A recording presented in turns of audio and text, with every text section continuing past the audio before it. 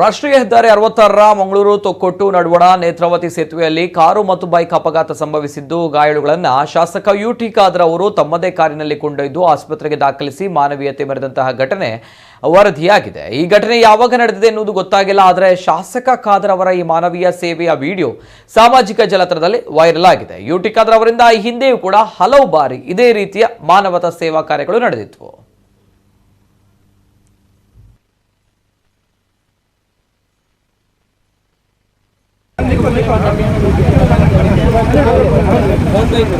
ಅದೇ ವಸ್ತು ನೋಡ್ಲಿಕ್ಕೆ